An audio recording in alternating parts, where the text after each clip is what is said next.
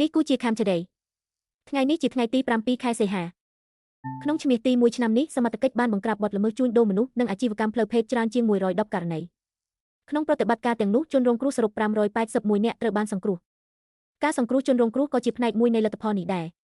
លទ្ធផលនេះគ្របដណ្ដប់លើករណីពាក់ព័ន្ធទាំងការជួញដូរមនុស្សនិងសកម្មភាពអាជីវកម្មផ្លូវភេទដែលជាគោលដៅនៃការអនុវត្តច្បាប់ក្នុងរយៈពេល6ខែដំបូងអគ្គនាយកដ្ឋានអន្តរប្រវេសន៍បានបណ្តេញជនជាតិថៃ14នាក់ចេញពីកម្ពុជាពាក់ព័ន្ធនឹងសកម្មភាពច្បោកតាមអនឡាញនិងបទល្មើសផ្សេងទៀតអាជ្ញាធរអន្តរប្រវេសន៍បានអនុវត្តនីតិវិធីបណ្តេញចេញក្រោយពិនិត្យករណីពាក់ព័ន្ធរបស់ពួកគេជនទាំង14នាក់ត្រូវចាកចេញពីកម្ពុជាខណៈសមត្ថកិច្ចបន្តចាត់វិធានការលើកល្មើសច្បោកតាមប្រព័ន្ធអនឡាញសាធារណជននិងភាគីពាក់ព័ន្ធកំពុងតាមដានការវិវត្តបន្តអាជ្ញាធរខេត្តកំពតបានបញ្ជាឲ្យក្រុមហ៊ុន Royal Sera ផ្អាកដំណើរការរោងចក្រផលិតសេរ៉ាមិចជាបណ្ដោះអាសន្នបន្ទាប់ពីរកឃើញការបង្ហូរទឹកកខ្វក់មិនទាន់ចម្រោះទឹកកខ្វក់នេះត្រូវបានចោទថាបានហូរចូលដីស្រែនិងប្រភពទឹកជុំវិញតំបន់ដែលបង្កការព្រួយបារម្ភដល់ប្រជាពលរដ្ឋមន្ត្រីពិនិត្យឲ្យផលប៉ះពាល់និងតម្រូវឲ្យក្រុមហ៊ុនកែលម្អប្រព័ន្ធទឹកសំណល់ជាបន្ទាន់មុនបើកឡើងវិញយោងតាមខ្មែរថាមក្រុងព្រះសីហនុកំពុងទទួលយកយន្តការទំនុកចិត្តដើម្បីជួយការពារការវិនិយោគលើអចលនទ្រព្យវិធានការនេះផ្ដោតលើការបង្កើនទំនុកចិត្តរវាងអ្នកទិញអ្នកលក់និងភាគីពាក់ព័ន្ធក្នុងការគ្រប់គ្រងទ្រព្យសម្បត្តិនិងប្រតិបត្តិការវិនិយោគគោលដៅគឺធ្វើឲ្យការវិនិយោគមានសុវត្ថិភាពនិងច្បាស់លាស់ជាងមុនស្របពេលទីផ្សារអចលនទ្រព្យឲ្យក្នុងតំបន់កំពុងស្វែងរកយន្តការកាត់បន្ថយហានិភ័យសារព័ត៌មាន Nation Daily រាយការណ៍ថាអង្ករកម្ពុជាមានតម្លៃទាបជាងអង្ករហម៉ាល់របស់ថៃប្រមាណ$400អាមេរិកក្នុងមួយតោនតាមការចុះផ្សាយនេះគម្លាតតម្លៃប្រមាណ$400អាចបង្កើនការប្រកួតប្រជែងសម្រាប់អង្ករនាំចេញកម្ពុជានៅទីផ្សារអន្តរជាតិអ្នកទិញអាចពិនិត្យទាំងតម្លៃគុណភាពនិងសមត្ថភាពផ្គត់ផ្គង់មុនសម្រេចកិច្ចសន្យាទិញសម្រាប់ការនាំចេញក្រុមហ៊ុនក្នុងស្រុកមួយបានវិនិយោគទុនជាង$10 លានលើគម្រោងកែច្នៃអំបិលនៅខេត្តកំពង់ស្ពឺគម្រោងនេះផ្ដោតលើការកែច្នៃអំបិលដើម្បីបន្ថែមតម្លៃលើផលិតផលនិងគាំទ្រការផ្គត់ផ្គង់ទៅទីផ្សារក្នុងពេលដំណើរគ្នាការចូលរួមរបស់ក្រុមហ៊ុនក្នុងស្រុកអាចជួយពង្រឹងសកម្មភាពសេដ្ឋកិច្ចនិងបង្កើតតម្លៃបន្ថែមសម្រាប់ខេត្តកំពង់ស្ពឺគិតត្រឹមខែឧសភាឆ្នាំនេះសាជីវកម្មធានាអន្តៀនកម្ពុជាឬ CGCC បានផ្ដល់ការធានាអន្តៀនសរុបជាង$575 លានអាមេរិកការធានានេះមានគោលដៅជួយសម្រួលឲ្យអាជីវកម្មនិងពាណិជ្ជកម្មអាចទទួលបានហិរញ្ញប្បទានពីគ្រឹះស្ថានហិរញ្ញវត្ថុបានកាន់តែងាយស្រួលវិធានការនេះបន្តគាំទ្រលំហូរទុនសកម្មភាពផលិតកម្មនិងការពង្រីកអាជីវកម្មនៅក្នុងសេដ្ឋកិច្ចកម្ពុជាមន្ត្រីជាន់ខ្ពស់ក្រសួងផែនការបានបើកកិច្ចប្រជុំនៅខេត្តតាកែវដើម្បីផ្សព្វផ្សាយលទ្ធផលផលិតផលក្នុងស្រុកសរុបឆ្នាំ2025កិច្ចប្រជុំនេះផ្ដោតលើការពិនិត្យទិន្នន័យសេដ្ឋកិច្ចតាមមូលដ្ឋាននិងការផ្ដល់ធាតុចូលពីស្ថាប័នពាក់ព័ន្ធតួលេខបឋមនឹងត្រូវបន្តផ្ទៀងផ្ទាត់ដើម្បីគាំទ្រការរៀបចំផែនការអភិវឌ្ឍនិងតាមដានស្ថានភាពសេដ្ឋកិច្ចខេត្តតាមការផ្សាយរបស់ BTV ញើសិស្សថ្នាក់ទី12នៅខេត្តជាប់ព្រំដែននិងប្រឡងសញ្ញាបត្រមជុំសិក្សាទុតិយភូមិនៅក្នុងខេត្តរបស់ខ្លួនការរៀបចំឆ្នាំនេះមិនមានការបញ្ជូនសិស្សឲ្យឆ្លងខេត្តទៅប្រឡងដោយការអនុវត្តការពីឆ្នាំមុនឡើយក្រសួងអប់រំយុវជននិងកីឡាបានបញ្ជាក់ព័ត៌មាននេះក្នុងសន្និសីទសារព័ត៌មានស្ដីពីការត្រៀមដំណើរការប្រឡងវិធានការនេះមានគោលដៅសម្រួលការធ្វើដំណើរនិងការរៀបចំមណ្ឌលប្រឡងសម្រាប់បេក្ខជនតាមតំបន់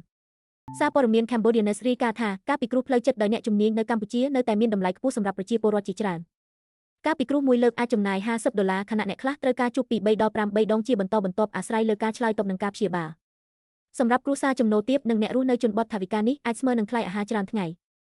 ៃខ្មែរថាមនិង KHMERTIMESKH.com រាយការណ៍ថាលោក Ned Petra រដ្ឋមន្ត្រីក្រសួងព័ត៌មានស្វាគមន៍អាហារូបករណ៍ពីសាកលវិទ្យាល័យចេនឡាអាហារូបករណ៍នេះនឹងផ្ដល់តាមរយៈក្រសួងព័ត៌មានដល់មន្ត្រីរាជការបុគ្គលិកនិងកូនមកពីគ្រួសារជួបការលំបាក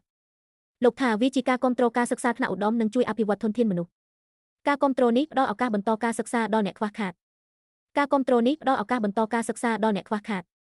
ក្រសួងបរិស្ថានបានទប់ស្កាត់ទឹកកខ្វក់ច្រើនជាង70000ម៉ែត្រគូបក្នុងមួយថ្ងៃមិនឲ្យហូរចូលបំពុលបរិស្ថានការទប់ស្កាត់នេះធ្វើឲ្យកម្រិតទឹកកខ្វក់ដែលអាចហូរចេញទៅប៉ះពាល់ប្រភពទឹកនិងដីត្រូវបានកាត់បន្ថយការគ្រប់គ្រងប្រភពខ្វក់មុនពេលបញ្ចេញចោលជួយការពារគុណភាពបរិស្ថាននិងកាត់បន្ថយហានិភ័យចំពោះសហគមន៍ការទប់ស្កាត់នេះគឺជាផ្នែកសំខាន់ក្នុងការការពារប្រព័ន្ធអេកូឡូស៊ីនិងសុខភាពសាធារណៈក្រសួងអប់រំយុវជននិងកីឡាព្រមានចាត់វិធានការតឹងរ៉ឹងរហូតដល់បញ្ចប់គ្រប់ខណ្ឌចំពោះអ្នកពាក់ព័ន្ធការបែកធ្លាយវិញ្ញាសាប្រឡងបាក់ឌុបមុនប្រកាសលទ្ធផលក្រសួងបញ្ជាក់ថាការរក្សាការសម្ងាត់នៃវិញ្ញាសាគឺចាំបាច់សម្រាប់ធានាយុត្តិធម៌ដល់បេក្ខជនគ្រប់រូបអ្នកប្រព្រឹត្តខុសនឹងត្រូវទទួលខុសត្រូវតាមបទបញ្ញត្តិដើម្បីរក្សាទំនុកចិត្តលើការប្រឡងជាតិក្រុមអ្នកសង្កេតការអាស៊ាន AOT បានចុះពិនិត្យភូមិស្រអែមខាងជើងឃុំស្រអែមស្រុកជុំខ្សានខេត្តព្រះវិហារលើភ្នំពេញប៉ុស្តិ៍និង Cambodia News រាយការណ៍ថាបានពិនិត្យផ្ទះពលរដ្ឋរងការខូចខាត BTV News បញ្ជាក់ថាតំបន់នេះជាទីលំនៅជនស៊ីវិលក្រសួងការពារជាតិថាមិនមែនជាទីតាំងយោធាទេនិងរងការវាយប្រហារពីកងកម្លាំងថៃកាលពីខែធ្នូឆ្នាំ2025ក្រសួងការពារជាតិថាមិនមែនជាទីតាំងយោធាទេនិងរងការវាយប្រហារពីកងកម្លាំងថៃកាលពីខែធ្នូឆ្នាំ2025អ្នករាយការណ៍ពិសេសសិទ្ធិមនុស្សអង្គការសហប្រជាជាតិលោក Thomas Andrews ស្វាគមន៍ការផ្ដល់មិត្តពីថៃមុនពេលបញ្ចប់ការវាយតម្លៃស្ថានភាពតាមព្រំដែនកម្ពុជាលោកថារហូតដល់ពេលនេះមិនទាន់មានការឆ្លើយតបពីភាគីថៃទេតាមភ្នំពេញប៉ុស្តិ៍ភ្នំពេញប៉ុស្តិ៍និង BTV News លោកក៏បានការពារតួលេខជនផ្លាស់ទីលំនៅក្នុងរបាយការណ៍និងអំពាវនាវឲ្យថៃចូលរួមសម្រាប់ការពិនិត្យរបាយការណ៍បន្ត ក្រុម AOT បានចុះសង្កេតការណ៍នៅភូមិស្រែមខាងជើងក្នុងស្រុកជុំសានខេត្តព្រះវិហារទីតាំងនេះជាភូមិឋានរស់នៅរបស់ប្រជាពលរដ្ឋស៊ីវិលក្នុងដំណើរនេះក្រុមការងារបានពិនិត្យស្ថានភាពជាក់ស្ដែងនៅតំបន់ភូមិនិងបរិវេណលំនៅឋានការចុះទៅដល់ទីតាំងផ្ទាល់មានគោលបំណងកត់ត្រាព័ត៌មានពីស្ថានភាពនៅតំបន់ដែលប្រជាជនកំពុងរស់នៅសេចក្តីថ្លែងការណ៍បច្ចុប្បន្នភាពជាវីដេអូស្តីពីការវិវត្តស្ថានភាពព្រំដែនកម្ពុជាថៃនិងព្រឹត្តិការណ៍ថ្មីត្រូវបានផ្សព្វផ្សាយនៅថ្ងៃទី6 ខែសីហាឆ្នាំ2026ខ្លឹមសារនេះជូនព័ត៌មានអំពីស្ថានភាពតាមព្រំដែននិងបណ្ដាព្រឹត្តិការណ៍ដែលទើបកើតមានសាធារណជនអាចតាមដានព័ត៌មានលម្អិតបន្ថែមតាមរយៈវីដេអូសេចក្តីថ្លែងការណ៍នេះដោយផ្ដោតលើព័ត៌មានដែលបានធ្វើបច្ចុប្បន្នភាពយោងតាមខ្មែរថាមកម្ពុជាកំពុងជំរុញការអភិវឌ្ឍធនធានមនុស្សផ្នែកបញ្ញាសិប្បនិម្មិតតាមរយៈកម្មវិធីបណ្ដុះបណ្ដាលចិនអាស៊ានដែលមន្ត្រីកម្ពុជាបានចូលរួមកម្មវិធីនេះផ្ដោតលើជំនាញ Digital និងកិច្ចសហប្រតិបត្តិការបច្ចេកវិទ្យាក្នុងតំបន់ KHMERTIMESKH.com ថាការចូលរួមនេះបង្ហាញពីការជំរុញទេពកោសល្យ Digital របស់កម្ពុជាចំណេះដឹងនឹងជួយត្រៀមខ្លួនសម្រាប់សេដ្ឋកិច្ច Digital ក្នុងរយៈពេល7 ខែដំបូងនៃឆ្នាំនេះកម្ពុជាទទួលបានចំណូលលើសពី$20 លានពីការលក់សំបុត្រចូលទស្សនារមណីយដ្ឋានអង្គរចំណូលដែលបានកត់ត្រានេះគិតចាប់ពីខែមករារហូតដល់ខែកក្កដាហើយកើតឡើងពីការលក់សំបុត្រសម្រាប់ភ្ញៀវទេសចរចូលទស្សនារមណីយដ្ឋានអង្គរគឺជាគោលដៅទេសចរវប្បធម៌ដ៏សំខាន់របស់កម្ពុជាហើយចំណូលពីសំបុត្របង្ហាញពីចំនួនប្រាក់ដែលប្រមូលបានតាមការចូលទស្សនា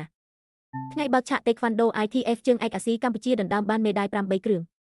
ឯកឧត្តមកែវរេមីចាត់ទុកសមិទ្ធផលនេះជាកាដូនិងសារជូនពរដ៏ថ្លៃថ្លាជូនសម្ដេចតេជោ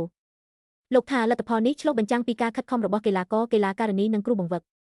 ជ័យជំនះដំបូងក៏ជាកម្លាំងចិត្តសម្រាប់ក្រុមកម្ពុជាបន្តប្រកួតប្រជែងក្នុងវិញ្ញាសាបន្ទាប់